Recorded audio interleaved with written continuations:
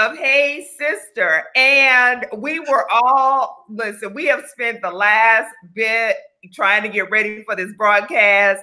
And Charlotte was just there with us. And then boom, she went away. I don't know what happened. She's coming back in. She got the poltergeist look on this computer. I don't know what's happening there, but we're going to have to bring her on the screen looking like this until we can figure out these technical difficulties. But I think, you know what, sister? How you doing, sister? Hey, sister. Hey, sister, how are you? I'm okay. I am. Something is happening. I don't know what something is. I'm gonna tell you what it is. They know we about to have a serious conversation about race, and the man is jumping up on our back. Okay, is jumping up on our back and messing up our stream. So, we are so excited to be joined by friend, sorority sister, line sister, Charlotte Caples of Charlotte Caples Consulting. Hey, Charlotte. You can see me? Yeah. Now we have to hope that, oh, wait a minute, you disappeared again.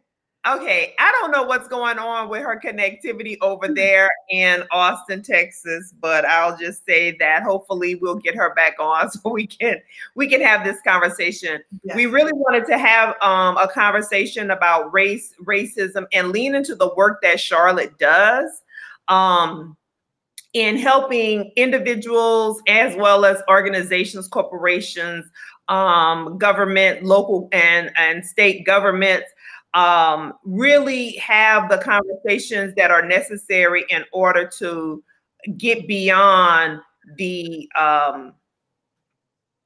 vestiges of institutional racism and how it's really hindering us and holding us back from being our absolute best. Okay, so Charlotte, can you see this? So this is not I can see. So this is not the scene.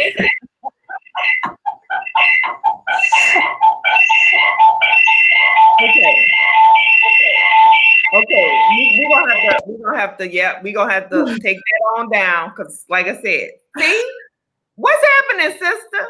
Do you think it's the man? Is a co-conspiracy? I don't know what it is, but man, oh man, Austin, Texas is a pretty advanced modern city. I would expect them to have a good internet connection there. But in the interim, sister, see, I was so excited because, like you were saying, all the hot topics have this underpinning of race.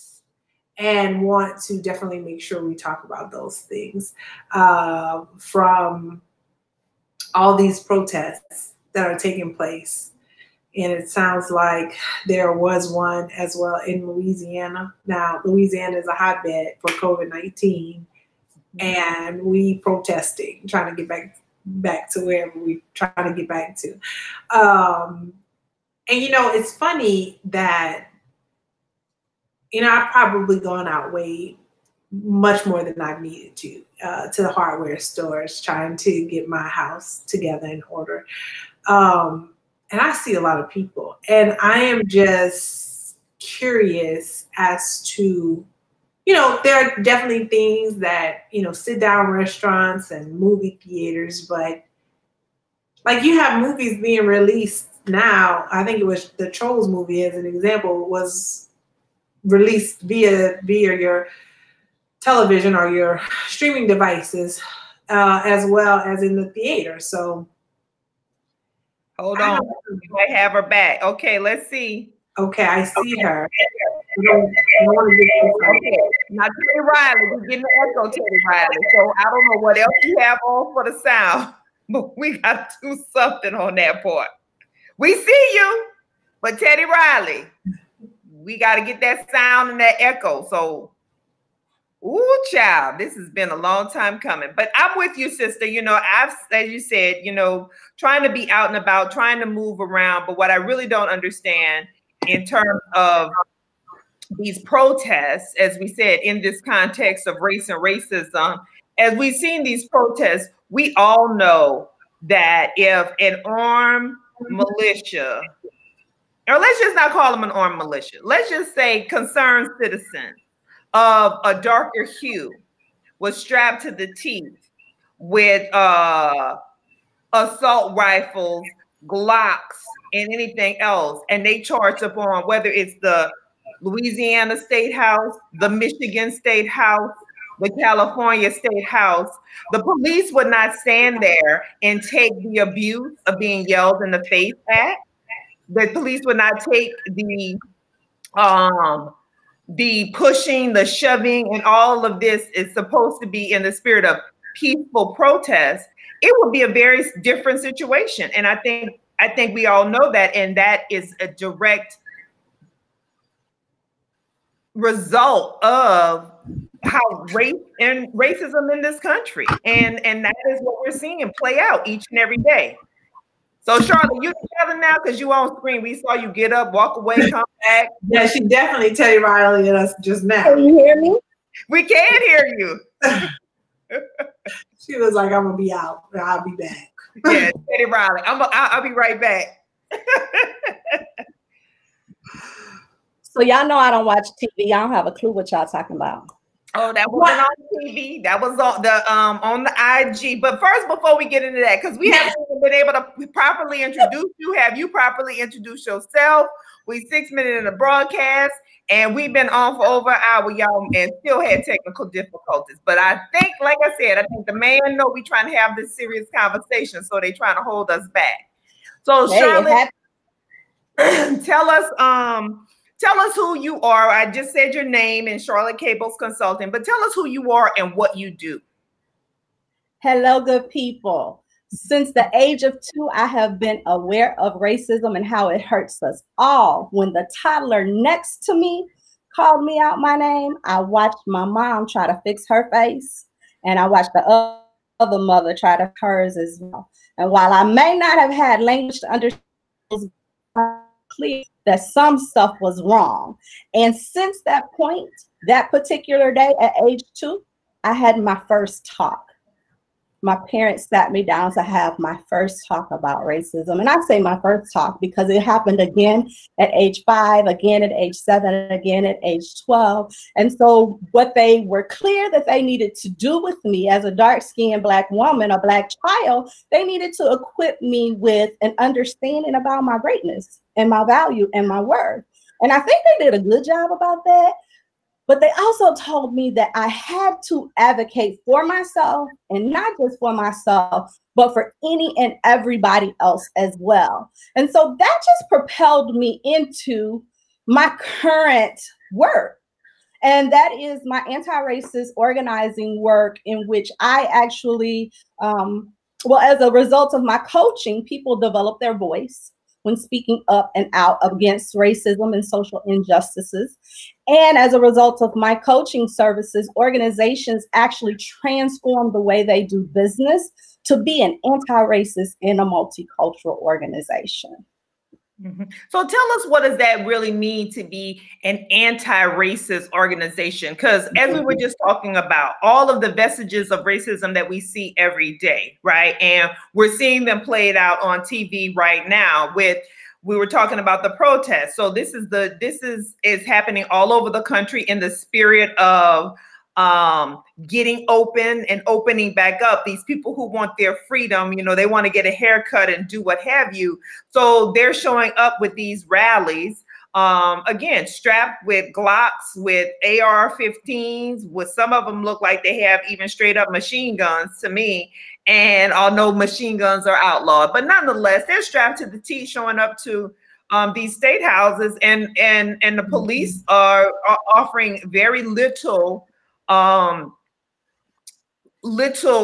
pushback, where we know that if the hue of those people were darker in that number, the pushback, it would be tear gas flying and everything else. Because we saw that in the in the comments here, Kiana talks about the Alton Sterling. We saw it in Baton Rouge there. We saw it in Missouri with the Mike Brown, with those protests that's, kind of launched the Black Lives Matter movement into the public, into the national conversation.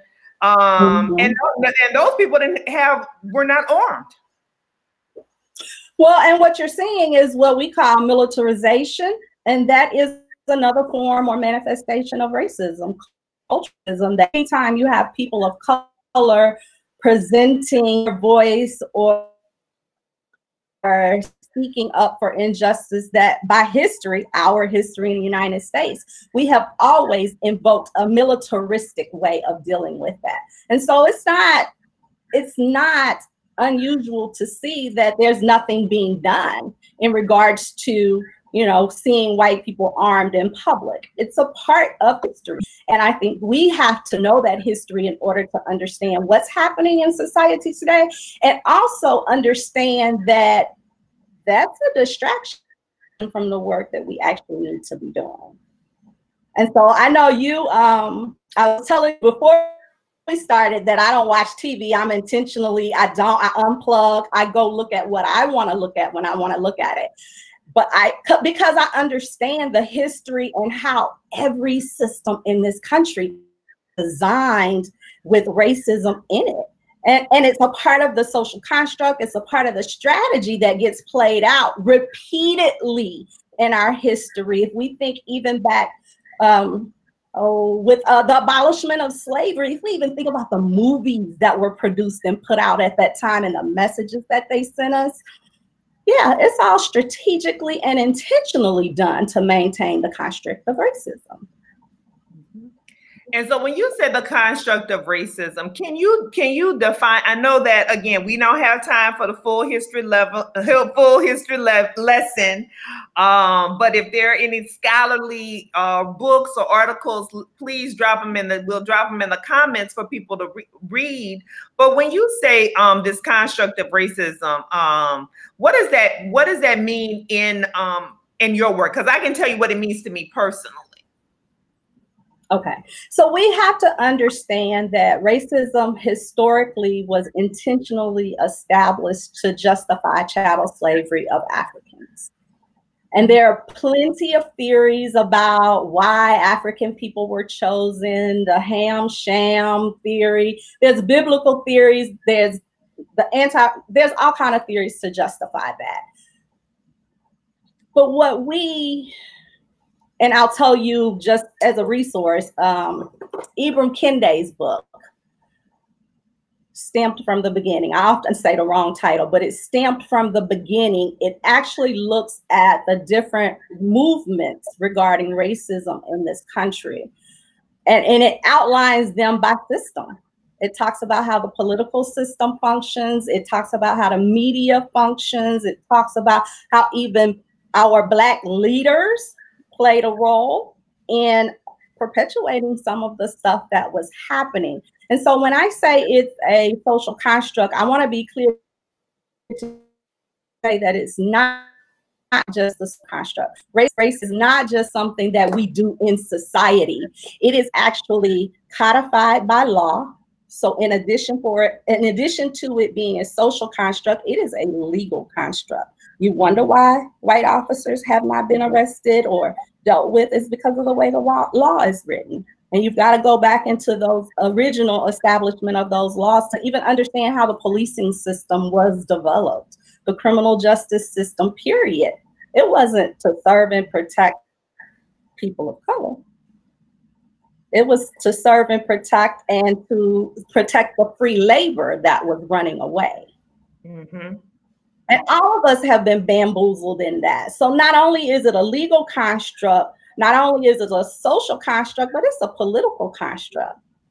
Everything that happens is by design. And the sad part is, it's not new.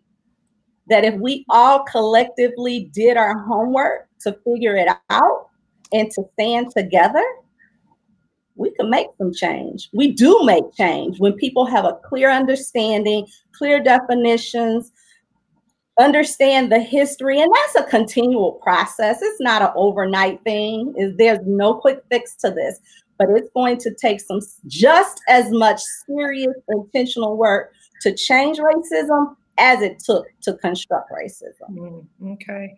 Well, and let me add, And you cannot use the same thinking that created racism to undo it.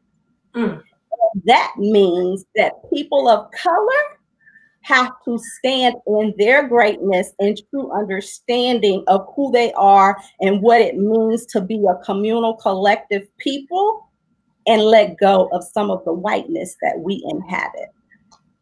In order for white people to even follow our lead, we've got to get clear. Well, that's very powerful. And so I typed here in the comments here, stamped from the beginning, the definitive history of race. And then there's a new version of it out right now, tailored to the younger generation. I actually, it's one of the books I bought for my son to read during quarantine. And so it's one of those that I'll be reading as well. So I'm putting it in the comments as well here. Let's see, we have a comment over here, or in the comments.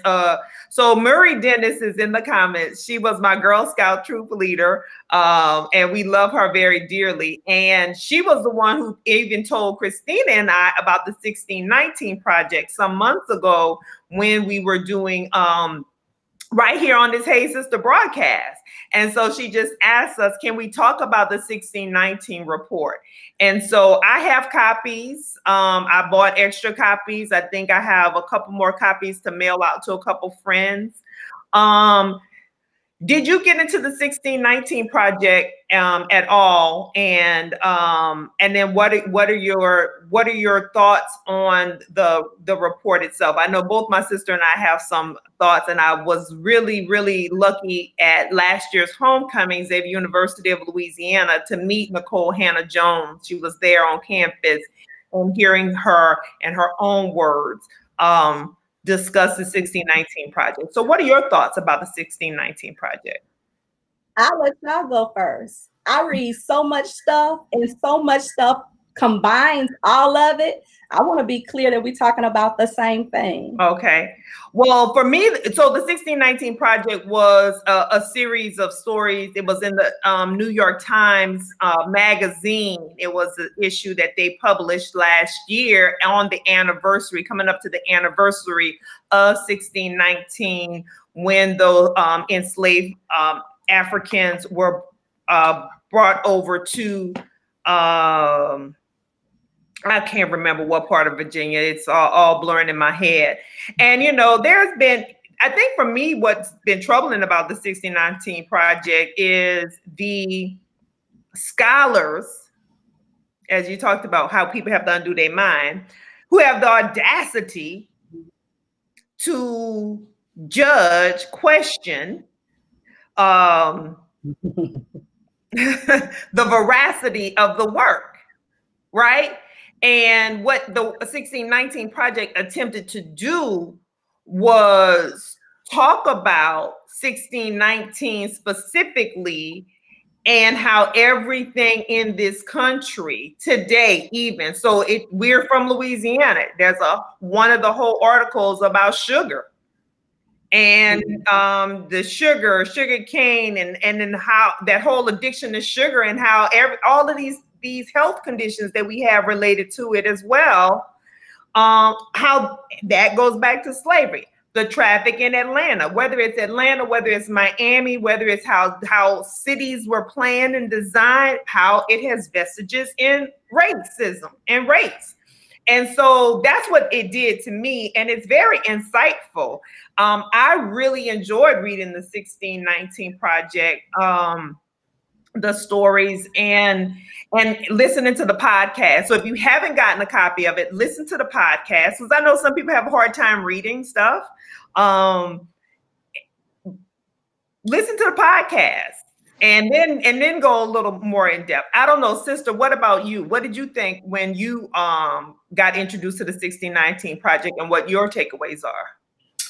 Well, first, thank you, Miss Murray, for bringing that to our attention. And I will be contacting you very soon for my own project that stems from some of the work that was started in the 1619 project. But of course, I was particularly taken about the the barbaric nature of sugar, that specific entry, and because it is so focused on Louisiana, and because the Thibodeau massacre is briefly mentioned there. I think in a nutshell, it's one of those projects where it was intended to invoke conversations about, again, when people want us to quote unquote get over slavery, it's like, believe you me, deep within my spirit, I want to get over slavery too, but I can't, because again, the vestiges of slavery present themselves in every aspect of our lives. You know, like you said, the traffic in Atlanta, I did listen to that one. I listened to the podcast and read some of the articles, but you know, the same thing happened when the freeway came through the Los Angeles area, and of course in New Orleans, what happened to the Claiborne Avenue area. So I think it's one of those things where it's meant to spark these conversations, which is where I wanted to go with you, Charlotte. How do we even begin to have these conversations when folks want to just say, oh, you know, slavery was so long ago, and they don't seem to recognize that the vestiges of slavery are all around us every single day, from the school systems to, again, to now we see it on full display with the healthcare system and how we're dealing with COVID-19. Yeah, and I think even the topic of the 1619 Project, and I was strategic and careful not to comment on it, because it's important for people to get out of projects what they get out of it and how they process it. And from what you were, both of you just said, that, you know, you were able to relate to some parts of it, even on personal connection to some of the places that were missed. And the truth is, we just have to do that work. We have to do the historical study background for ourselves so that we can have clarity about it. It's not easy. It's hard to hear. There's an emotional that when you read things that just do something to your soul and your psyche, but it's the work. And I hated history in school. It wasn't until I gained a racial analysis that I knew why. Because they weren't giving me good messages about who I was or who my people are. And we've got to dig deeper. And that's why I offered Ibram Kendi's book. There's also the People's History of the United States. I think it's by, I want to say Howard Zinn, but I could be wrong. But the People's History of the United States goes law by law, death by death, white by law.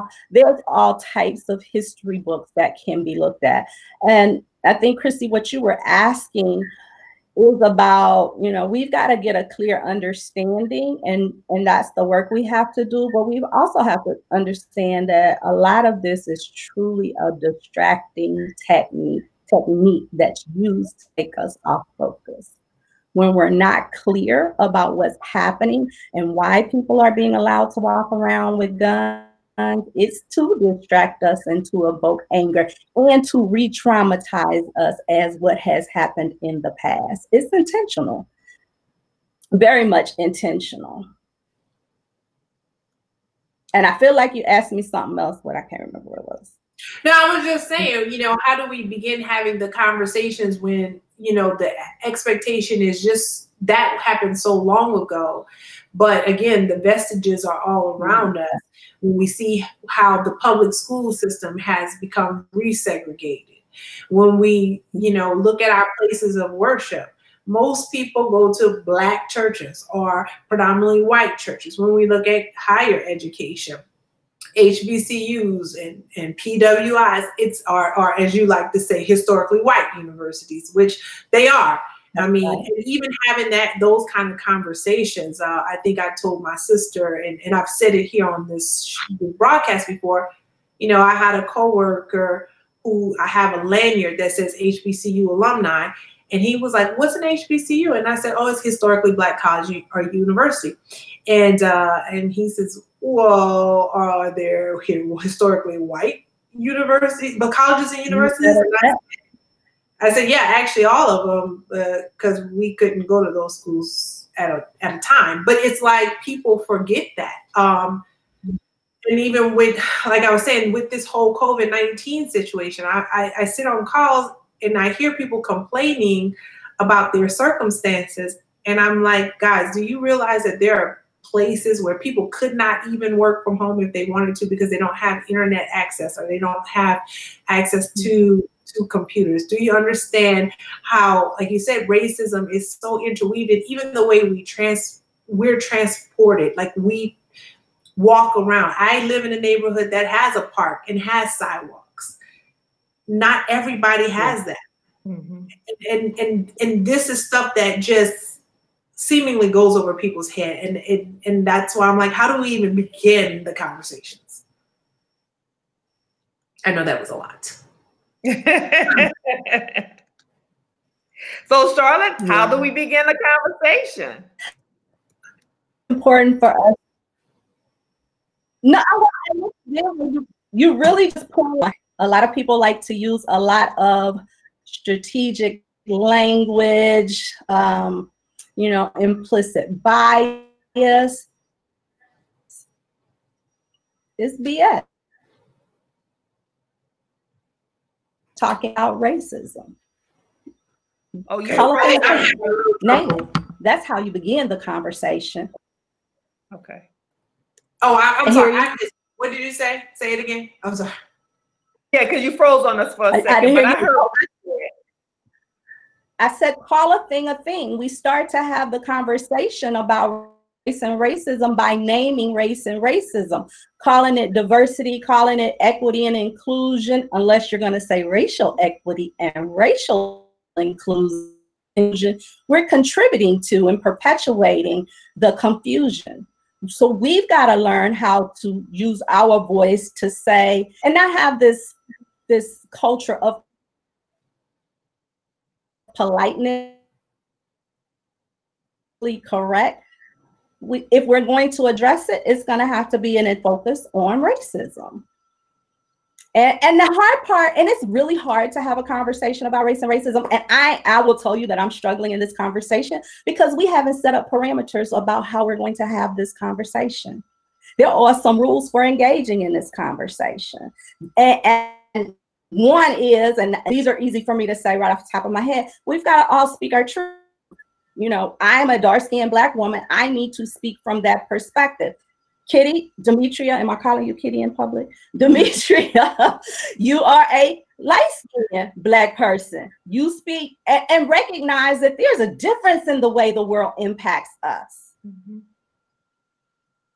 As sisters of different hue, if we're intentional, we can speak to some of even the hurts that we've experienced in our family, experience in our hue. And so some of the work begins with us.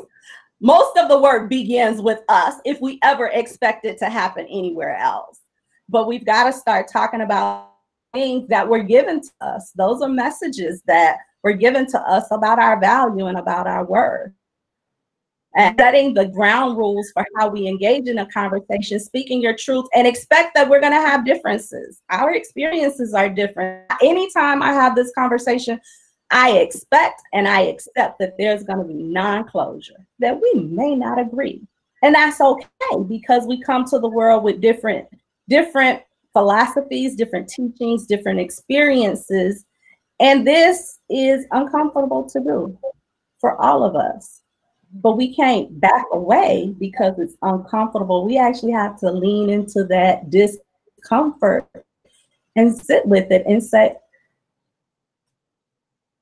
wait, why am I sweating? We're having a conversation. Nobody is threatening me. I'm not in any danger. But to recognize that my body is having a physical reaction to just a conversation, because it's so much deeper than that.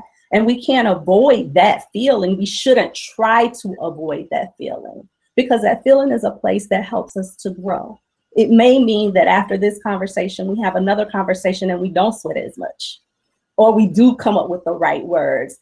It's a part of the process. It's a struggle, but we've got to just begin to trust this process of bringing the topic forward. And there's a whole list of we need, set in place. and hold people accountable to doing as we have the conversation. Because I know you have had a conversation before where you were talking about your Black experience and your white counterpart in the room said, well, as a woman, I don't have that. No, because you are a white woman. I'm a Black woman. My experience is different than you as a white woman. But now you want to speak about the sexism part. And the sexism part is secondary to my race and how I'm treated. And so how then do you refocus the conversation on race? Because I don't care what ism it is, it's always a race and conversation. And when we don't hold people to that, we're perpetuating. Hold on, let me say, I got to drop that quote in here because that's a good one to regardless of the ism, yes. Of the ism, because I got to get this right. It is always a race and conversation. And I think that is so very powerful because I think that's why people, we get not just distracted, but it pivots, right? The conversation always pivots because the most uncomfortable part of the conversation is that about race because it's the one that people want to confront the least, but is the one that has the biggest impact. And it's really the one at the foundation, especially as we talk about, globally, yes, but really in this country, even more so because, as you said, this whole construct was designed to justify the chattel slavery in this country. Okay. And you'll hear people try to talk about it in countries. Well, every other country that had chattel slavery, the Holocaust, and I'm sure you know, Australia, Germany, apartheid, Africa, they came to the United States to study chattel slavery in order to go back and do those things. So, Chrissy, when you say nobody is telling the people of Holocaust to get over that, well, we've got to understand that Germany came to the United States and studied our forefathers and the way they did business to be able to go back. But that's not the conversation we want to have. We don't do it in our research because we have studied and don't let me forget the indigenous and how, that too, genocide occurred on this land. But we've always had slavery. I mean, even if you think back in biblical days, we've had slavery. But in biblical days, when you were captured and enslaved and herd, you eventually became a member of the family. Only in chattel slavery were we stripped from humanity. And there was an intentional strategic process rolled out to do that. Yeah, very, very good. That's so very true. Well, I love the way when you said in terms of starting the conversation is so having those ground rules. So I apologize for not setting the ground rules first, but I don't believe in setting ground rules. You didn't know. We have to have a common shared ground rules, but I think that's a very important point to make because it allows that safety, right? Creating that safe space. If we have these shared and common ground rules, we can have that safe space in order to have the difficult dialogue because we will be uncomfortable. But you touched on a point about being sisters of different hues and the impact that it's had, right? So my sister raised her eyebrows. She also did one of those, when you were saying that. I saw it. But we can talk about that because it definitely, definitely was a part of our upbringing. And it would have been a part of our upbringing regardless if we were born in Louisiana or if we were born in Los Angeles, California, because it's so interwoven into the fabric of the society, right? However, I do think being Louisianans kind of puts an exclamation point on it. And I wouldn't say Los Angeles because everybody from Louisiana went to Los Angeles. So we'll try another place. But I think that Wisconsin then. Wisconsin. Let's go to Milwaukee, Wisconsin.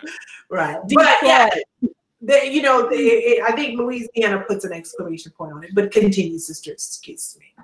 Yes. Well, but the interesting thing, I'm sorry. I just want to say the exclamation point, but was about being able to get some stuff. And it wasn't unique to Louisiana. The mixing that you're mentioning, it's not unique to Louisiana. So I'm not putting Louisiana any deeper in the mess than anybody else because it happened.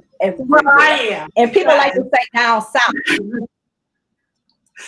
I'm putting Louisiana a little bit deeper into it because obviously, like studies have shown, DNA studies have shown, there are more white people in Louisiana and in South Carolina, for example, who have more African ancestry than anywhere else. But yet we want to act like we embrace Creole, quote unquote, Creole culture, as if that's the whole basis of Creole culture. And yet we want to embrace it and celebrate it to one degree, but then to the other end, we want to deny that these things exist. And, folks want to say, how proud they are to be white, which is great. Be proud to be white, but then don't take a DNA test and try to dispute science. Well, one, race is not scientific. There's no founding in biology. Has no founding in biology. And the reason I say that, the reason why I say I won't point the finger more at Louisiana is because we have to understand how that was set up for Louisiana to be that way. And when you think about it, the definition of black, white, it's not consistent across the United States. That's the political and legal construction of race. And so that Louisiana is, let me get it right, one drop, right? One drop rule, Louisiana? I mean, it was. I'm not sure what it is. I don't know if that counts today. I don't know what, And that's why I'm asking, because and it was also your mother. In Louisiana, it was your mother, so that when all of those men who raped their property and had children, they didn't have to air those children anything because it was based on who the mother was, and that was definitely codified by law. And that wasn't just everywhere, not just Louisiana. Right. So, but now, and look up the story of Susan Guillory Phipps, which is a Louisiana conversation, to talk about how the laws. And Susan Guillory Phipps was a white woman. So, and I will tell you that this was a 1980s conversation. So we're not talking way back when. We're talking about more recent, that this conversation about who gets to determine who is what race is a state law thing. And intentionally, we have not as a nation defined race consistently, because if we did, then we could actually organize and do something about it. Well, I think also to the point you made earlier, if we defined it, you would understand that it's not based in science. Everything, when we do these DNA tests, it points to ethnicity. It points to origin story and nationality. And so when you do that, because scientifically we're all Homo sapiens, right? So we all have the same race. That's what our race is, Homo sapiens. But if we define it that way, then you can't justify that a human being is property. Nor are we treated the same. Exactly. You got to look at the impact. So, you have people who don't check a box and they write human on the application. Well, no, people come right behind you, scratch that out, and put what they think you are. So nobody is just human. No one is perceived as just human. Right. So and that's when I was saying, when I was making that point about whites in Louisiana and the DNA testing. That was an article that came out saying that, you know, I want to say it was like an 80% or so of whites had more African ancestry if they were from Louisiana or South Carolina than other places in the United States. And yes, I wasn't being very specific about nationality or things like that. I was using the constructs that we use, right? White, black. I mean, because even Hispanic in and of itself is it's so complex and complicated, it makes no sense. But go ahead. We're saying the same thing. I'm not disagreeing with you. I'm just saying that we have to dig deeper to understand that 330 seconds, if you do your genealogy, what percentage of your people was another race? And depending on which state you're in, then I can be black in Mississippi, but if I come to Texas, I'm white.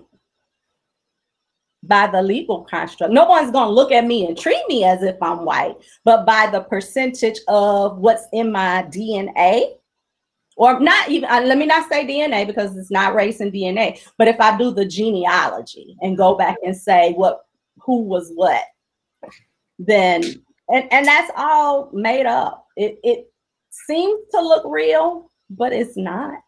But we'll put some stuff around it to make it look real and function that way, because we interchangeably use nationality, ethnicity, last name, nose size, hip size, or hair texture, all of that stuff to define someone's race, but it's not definitive. It's arbitrary, and we switch it up when it's, well, people in power switch it up when it's convenient. And our Supreme Court history has switched it up even, and we're having, as 3 Black women, we're having a conversation from the context of our Black perspectives, but we're not having a white conversation to say how, and in the book, White by Law, is really about how the Supreme Court changed its mind when it didn't think you looked white enough and we didn't want to claim you. The Chinese Exclusion Act, the Treaty of Guadalupe Hidalgo, which is all about, that's when we got the terminology, the linguistic racist term, Hispanic. Got to think about even what we're saying. And even Latino is not, people don't own that because they're not of Latin heritage. But what other way can you not call yourself somebody else's panic? Because it's too many of y'all now that we crossed your border. And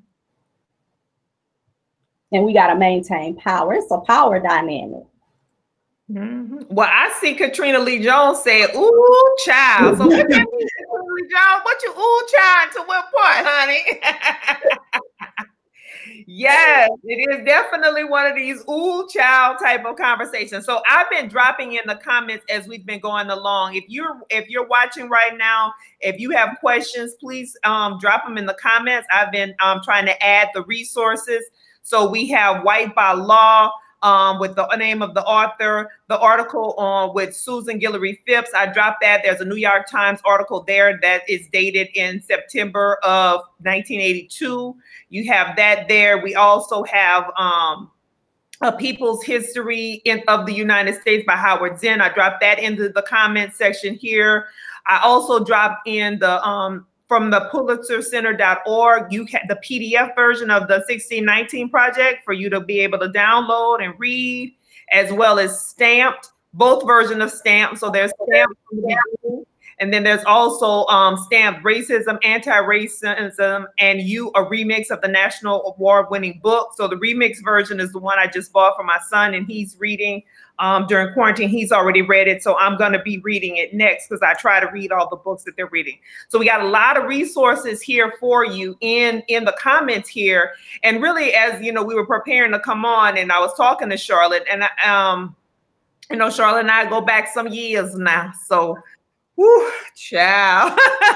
As we were preparing for the conversation, she was like, I didn't really know what what we want to talk about. And I was like, you know, we in this conversation, we are hoping that this is a springboard to go further and deeper. Just like if you were on a pool and on a diving board, so you could go deeper, so you can go further and faster. That's what we want this conversation to take you deeper, further, faster, and get more into this conversation. And so that we can get beyond, because really, if we, as the saying goes, if we never learn from our history, we're doomed to repeat it. And right now, child, we are on the hamster wheel in this country of racism.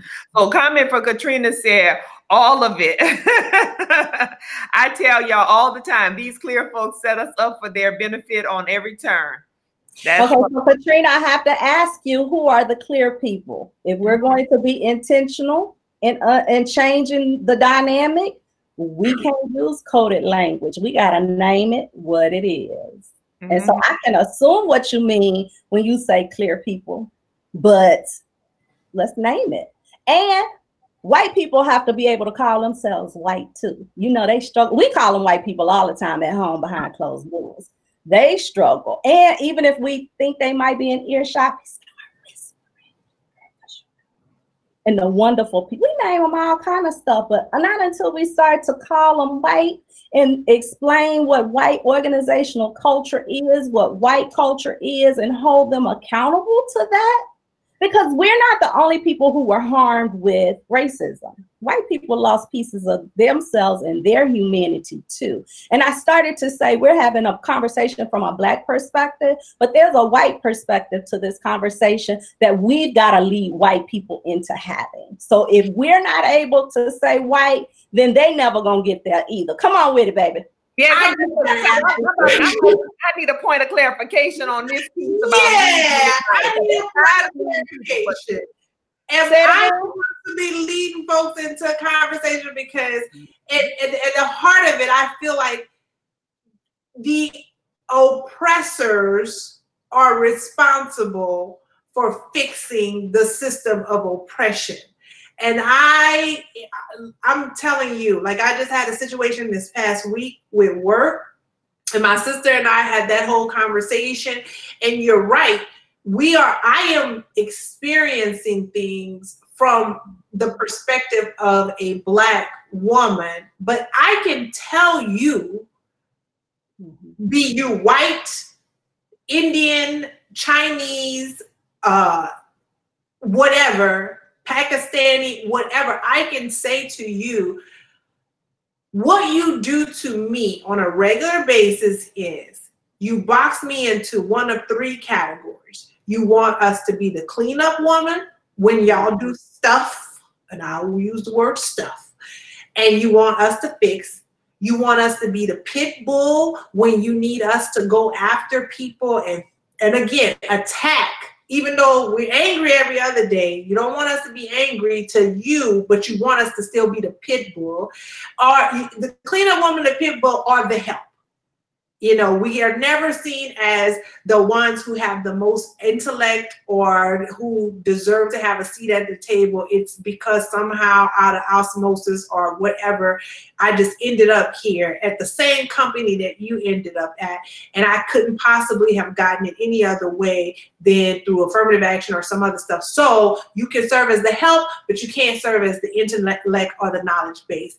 And so I don't know how to have these conversations if you aren't even aware of the biases that you have or the prejudice or the racism that you possess. And you said the help. I call it the mammy. I call it the cleanup woman, the pit bull, or the mammy, because some people want us to suckle them. Yeah, I was about to say, don't forget the sex object.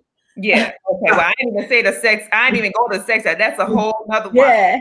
Y'all want to be nurtured and suckled, but when I have the audacity to speak from a place of confidence and or knowledge, ability, skills, capacity, life experience, it's a problem. Yeah. So yeah, I want to clarify. White people have their work to do. So and I said this earlier, the racism can't be undone with the same thinking that created it. which means that if you put a white person in charge to have them gain intellect or insight, they're going to go back to the same thing. So it's not until we get clear and strategically put white people in places to learn, one, about themselves, and two, about the whole construct just as well, that we can hold them accountable to what they do. I'm not saying go and teach them. I'm not saying that. That's not what I'm saying. I am saying that because we get it, then we will be the ones who will lead the work. You will see white people in positions of authority who want to change. They ain't got a clue. And so part of it too, when I say we have to get clear, and that's what we have to understand our role. Audre Lorde, you can't dismantle the master's house with the master's tools, which means that we have to go back to our beginnings, our culture, our gut feeling about what needs to happen. Because even in this conversation, whiteness is showing up, and ain't now one of us, and I said now, one of us presenting as white, but whiteness is here. Mm-hmm. The fact that we're focused on the intellectual piece, that's white culture. Because our folks ain't had not a degree, but they were wise and they knew how to do some stuff and make some stuff happen. But this whole idea, and I say our generation dropped the ball in the anti-racist work, because if you think about the 60s, people fought so that we could go to school, that we can do, we could have some stuff. And whiteness is about stuff. It's materialistic, it's positional, it's competition, it's avoidance, it's silence. It's a whole bunch of stuff that we've got to identify how it has even been given to us. We do some stuff with each other. The colorism, I saw somebody typed in the chat. We exaggerate our visibility because, baby, you gonna see me. If you don't like me, we say it all the time. You're gonna see me, you gonna hear me. That's because we've been devalued, and our ancestors gave us those strategies, one, to survive and to make it in the world. But sometimes they don't serve us well when we're trying to push a strategy forward to be anti-racist. But there's so much, and I'm gonna give credit to, I got my analysis, although I say at 2 years old, I was introduced to racism. The language that I wanna use today, I got in 2010 from the People's Institute for Survival and Beyond, based in New Orleans, co-founded by Ron Chisholm, who is still working in New Orleans, and co-founded by Dr. Jim Dunn, who was in Yellow Springs, Ohio. They have a signature workshop called Undoing Racism. I am an affiliate of the organization. I facilitate those workshops. The clarity that we need about systemic, institutional, and cultural racism is laid out in a 2.5-day process that I was in there talking about, I ain't crazy. They've been trying to make me think I was crazy in these institutions, sitting at that table working. I ain't crazy. And she kind of looked at me. I was like, well, maybe a little bit, but I was right about that racism thing. And, but then even with language now, it was 1 month later that I no longer worked for the juvenile justice system of Texas, because I went back in to teach some folks what was happening. They wasn't having it. Because it's not an individual thing, because individualism is a manifestation of whiteness as well. When we think that we're the one who's going to make the change, it's going to take all of us gaining clarity and standing together in unity. That's the only way we're going to be able to make this happen. And we will. A lot of times we refer to the crabs in the bucket, crabs in the barrel. I ain't worried about the crabs, because all of them look like me. And matter of fact, why you looking at them as pulling you back down versus they was trying to get out too, but it was too much weight for one person to carry. And even talking about the crabs, ain't nobody talking about that daggone barrel. The bucket, how the heck do crabs get in a bucket? Because that ain't where we grow, born, breed. We got to have a different conversation. Mm-hmm. I appreciate that. Yeah. Who brought the bucket? Who dropped us all in there? All in the bucket. All right.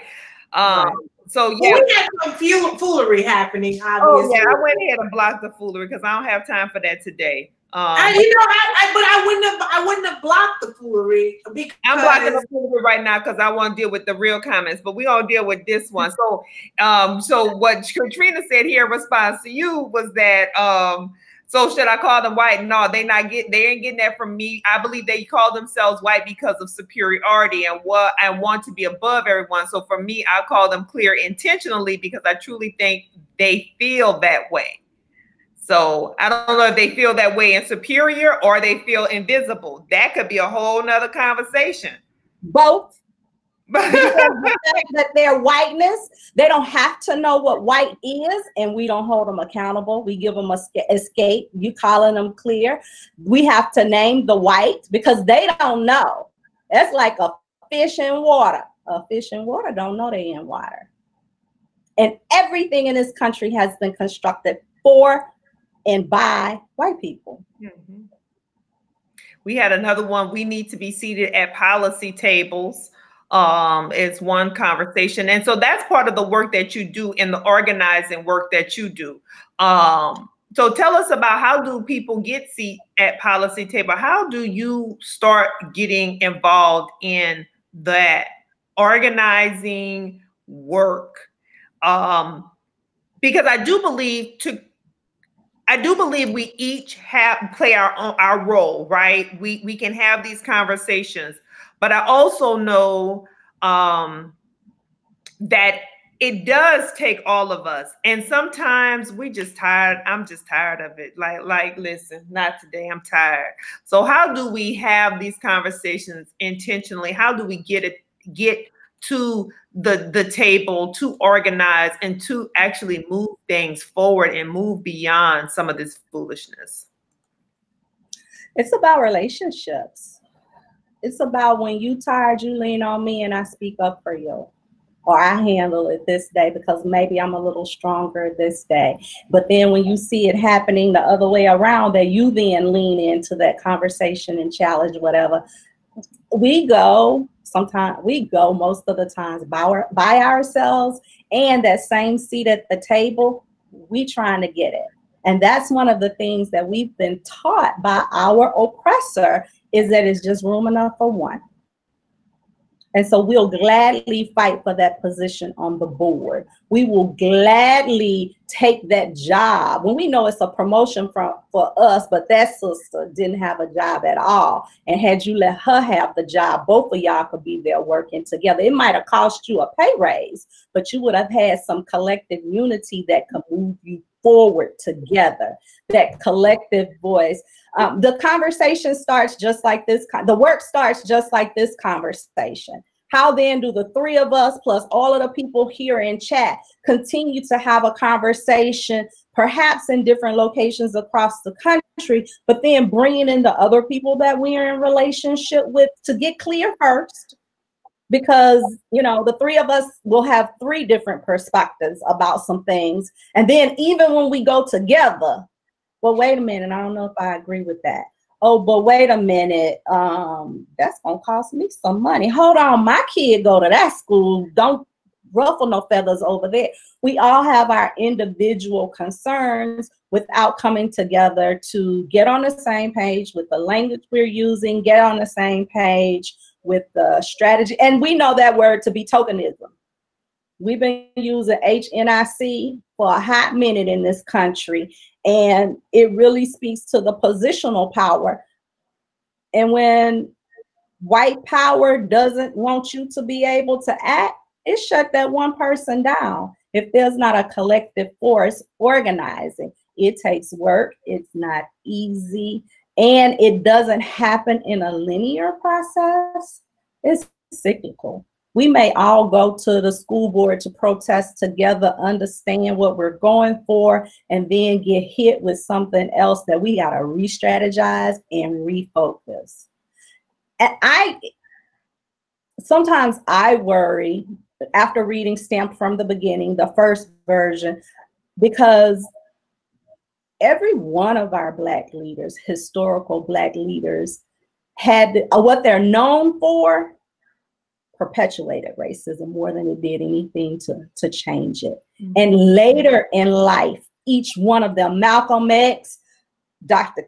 King, Frederick Douglass, every one of them in later life came back and said that they did some stuff that hurt their people more than it did to help, because they didn't understand how they were playing into stuff. This whole uplift suasion, a lot of our Dr. King was a assimilationist.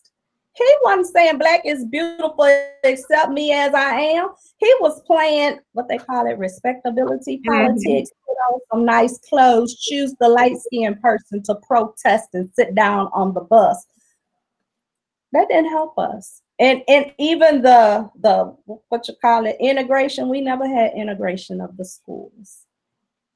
We didn't have integration because nobody came to our schools. They didn't fix up our schools and equip them with what was needed to make them just as good as the white schools. They took all of our stuff, and we see that happening today with the closures of schools in poor communities. We take those resources, still send it to the white community, and bust us over there. And it wasn't until later in life that our leaders realized how they played into the construct. And we've got to be clear about that construct and how we're playing, how even we might be having this conversation in a public forum. Is it strategic to let everybody know what we need to be doing? Are we playing into some of the things? And so, yes, we need to find a way to lift up the conversation. We have to be strategic. And I'm not saying it is or it isn't. I'm just saying, are we thinking about how it could be? And I don't know if y'all saw the NAACP, the Black Men NAACP talk that happened with T.I. and I saw some of it. I watched some of it. I didn't watch the entire conversation. Mm-hmm. Yeah, one of the comments that someone made is that we don't need to do all of this. We need to do all of this in public. We don't need to have a meeting behind closed doors. Well, no, there's a meeting before every meeting. If you're not at that table, chances are you're on the menu. And so we've got to go behind closed doors, figure out what we are coming forward to do, how we're going to do it collectively, and do it and go back and have another conversation and determine whether or not it's beneficial for us to, have some conversations. Mm-hmm. Well, there's always a meeting before the meeting, and there's always a meeting after the meeting. I can tell you that for sure. So we're say that again. I said in the church parking lot. I didn't understand them church parking lot when you was begging to go home, but your mom and them was still talking. They were organizing. Yes. Well, this was just the beginning. So, sister, what do you want to say in closing? Because I think to the point that Charlamagne is very valid. This is the beginning of hopefully will be more conversation, hopefully more of an exploration. But go ahead, sister, before I close this out. Okay, well, I guess I would say that the foolery that ensued in the comments is sort of an example of, when you are trying to have these conversations, how do you even begin to embark on the conversations when clearly there are people who don't seriously want to, they don't want to learn, they don't want to progress, they don't want us to get beyond this place where we are constantly, like you said, fulfilling the prophecy of what was laid out so very long ago. We want to continue to live in that place. And that's because, like you said, it's about power. And that's the dynamic. That's what a lot of people are holding on to. But I do want to say that, personally, I know many of us use generalizations when we're talking about white people. And I don't want anybody to mistake it. Like, I know that I have allies. I know that there are definitely white people who will stand up, will fight the good fight, who do not want to be classified with the likes of others, because they are those that get it. There are those that get it, and I want to acknowledge those that get it, right?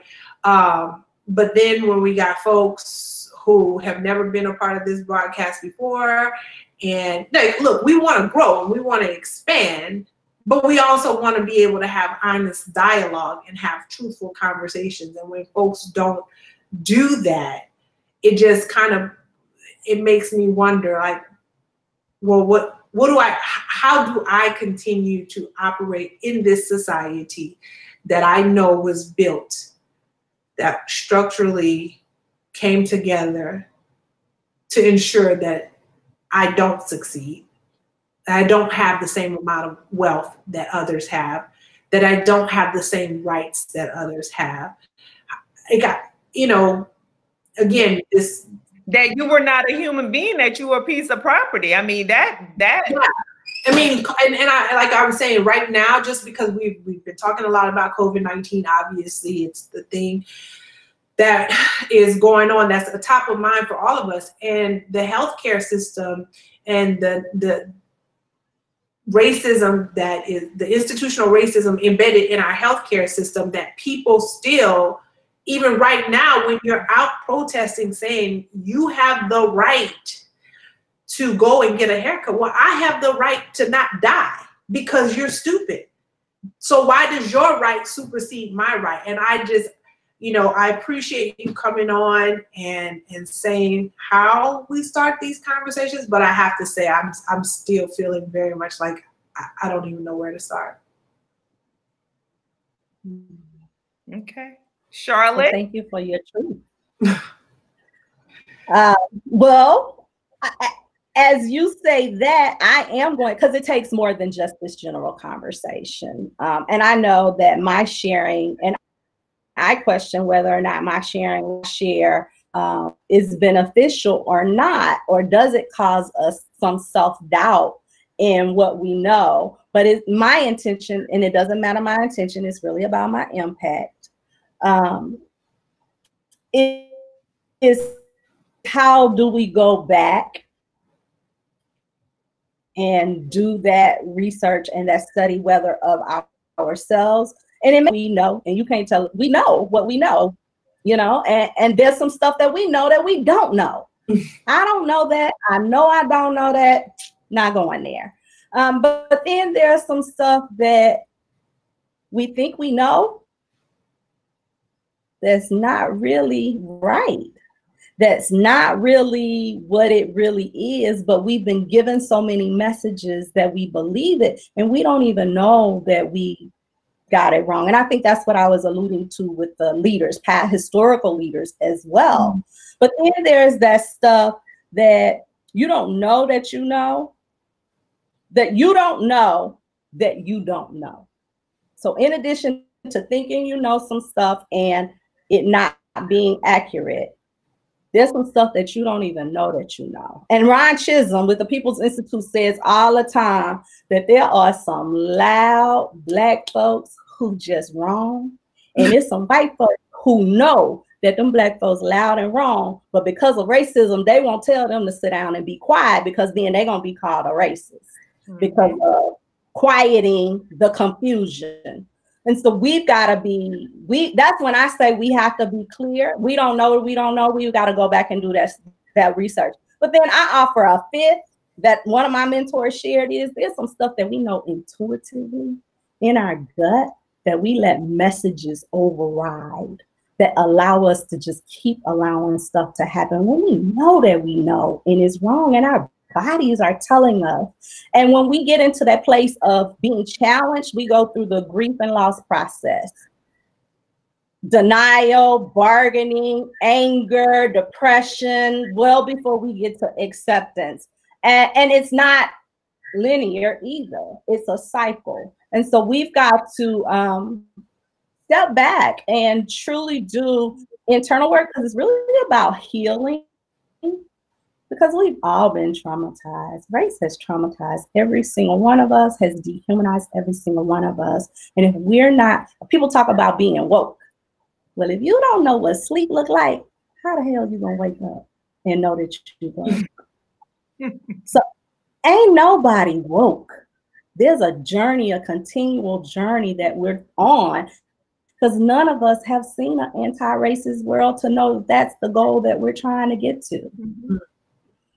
I want to offer that if anybody here has questions, want to explore more where they are, or set up a strategy or a goal or a plan to know more, that you're welcome to visit my website, charlottecaples.com, and actually complete a free there's a questionnaire for a free 30-minute consultation. And so, courtesy of Hey Sister, I am willing to give you all a consultation to explore deeper your role in this anti-racist journey.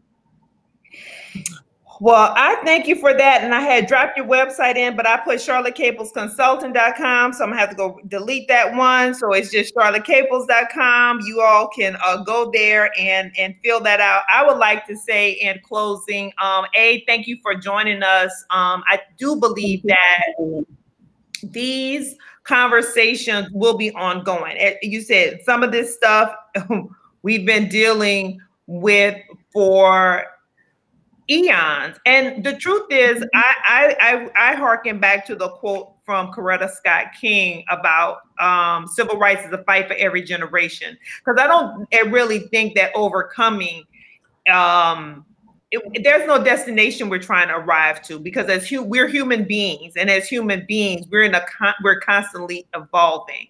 And I believe this conversation is a good start for all of us to begin evolving, personally, as well as within our circles, our social circles, our professional circles, our community circles. And if we can start continuing to evolve and have the difficult conversations, be vulnerable enough. Because when you're talking about what you don't know, see, right now in this country, we have a problem because nobody doesn't want to say, I don't know. Right. Okay. I mean, really, I don't know, because we don't know everything. It's impossible to know everything. And so to just say, you know what, I don't know, but I'm willing to learn.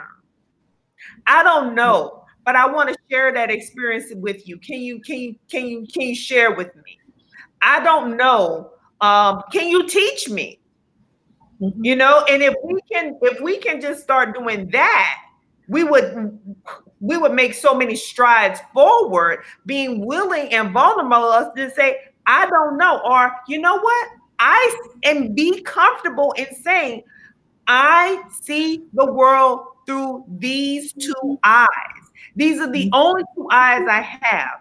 I will try to get in your shoes. I will try to look at it from a different vantage point. So I'll put that in there. I will try to do a different perspective. But at the end of the day, I'm always that's gonna stretch me so far. But at the end of the day, I'm always still only gonna see the world through these two eyes. You know, so I'm gonna constantly need to work and be reminded and challenged and pushed and stretched and pulled and keep growing. And it's constantly evolving and unfolding. So I don't think we'll ever totally eradicate any of this, because, you know, it is, I mean, the Romans and the Greeks fought each other based on who they were, right? Or how they. Well, I say, where there's no vision, the people will perish. So if you don't think it can be undone, then guess what? We're gonna be stuck in this cycle. Okay. You gotta have a vision and a goal. Well, thank you for challenging me on that, because let me tell you, there are days when optimism is faith. But you're right. We do have to have a vision, and if our vision and our goal is to get to a world of anti-racism, a world of true equality. And so I wore my shirt today from my friend Goretti. I love it. Men of quality don't fear equality. So yes, people of quality don't fear equality, don't fear parity, don't fear equity. And so hopefully we are all striving to get there. And so what we're going to say is please like, follow, and share this broadcast. Please tell your friends about this. If you want to have that difficult conversation and you haven't found the language yet, watch this again, replay it. Go to charlottecaples.com and set up that consultation and work. The work begins within. And so we all have to put in the work. And so with that, we're signing off for tonight. We thank you all for watching. Charlotte and Christina, please hold the line. Thank you. Good night. Thank you for having me.